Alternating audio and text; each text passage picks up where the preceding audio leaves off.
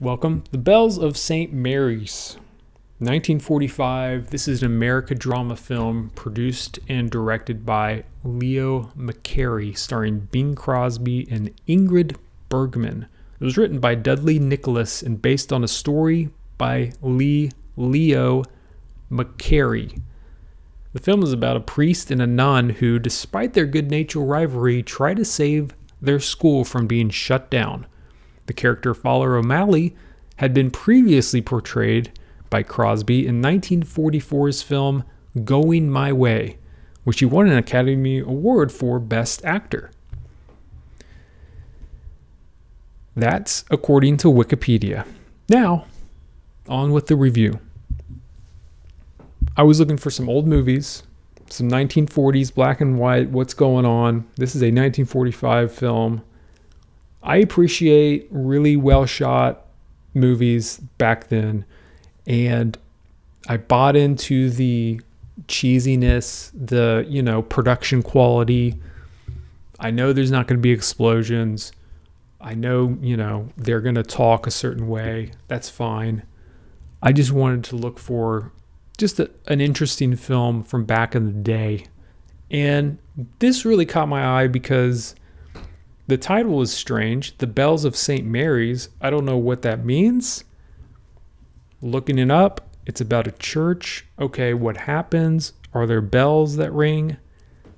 Not really. That's not really, the point of the movie. The title doesn't really give anything away. You got Bing Crosby, who is a singer. You got Ingrid Bergman, who is Swedish, I believe. So that's an interesting mix there. And the production company is Rainbow Productions. Sounds very 1940-ish. So I was very struck by this film. This had a balance, which I'm very surprised by, and I like a lot. There's a moment in the movie where Father O'Malley is introducing himself to the nuns, and he's giving a speech about what he expects to do as the principal character in the school building, kind of the guidance counselor, if you will.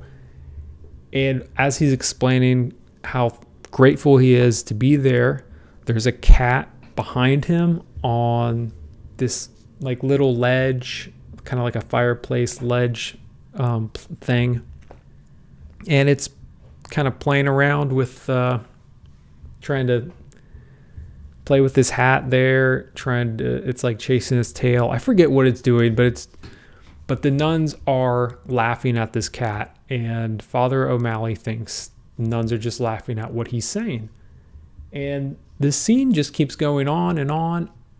I thought it was hilarious for two reasons. One, it's a funny idea, and the cat in the film was a really good actor. I don't know how they made that happen, but it happened. And two, it's just a weird scene. I don't know. I don't see very many movies nowadays that have a cat. I don't know. It was something I haven't seen in a film, I think, in a long, long time. There's another moment like that. One of the boys is getting beat up at school, and the nun is very happy that he didn't fight back, because that's what they teach, don't fight back, don't return evil for evil. Father O'Malley, though, he looks at the boy who won and knocked out this kid. He looks at him like, hey, you're a pretty good boxer.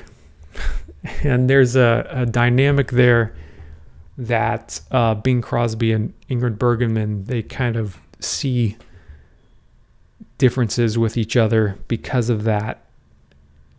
And the nun, who is Ingrid Bergman's character, ends up teaching the boy who lost the fight how to box. So if he's ever in that situation again, he can defend himself and possibly win in a fight. And it's just a hilarious idea for kind of a side story in the film she teaches him, how to do a right hook, a left hook. It's kind of like Sister Act, I guess you could say, with Whoopi Goldberg. Kind of those ideas. I don't think it's as extreme as that film, but it's funny. There's a specific scene where she is teaching this boy how to box, and it just plays out really. It's a long scene, and it's just hilarious. It was a delight to see a movie that had a dynamic like that. Even back then in 1945.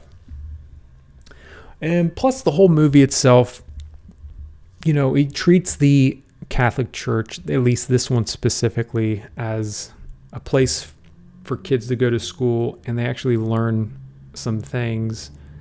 And the adults also learn things about themselves and how to teach kids. There's a little flavor of School of Rock in this film too, just slightly. There's a lot of plots and a lot of stories going on. The school's about to shut down. There's an old man who has a lot of money. They're praying to God that he would give them money so they can live in a better school.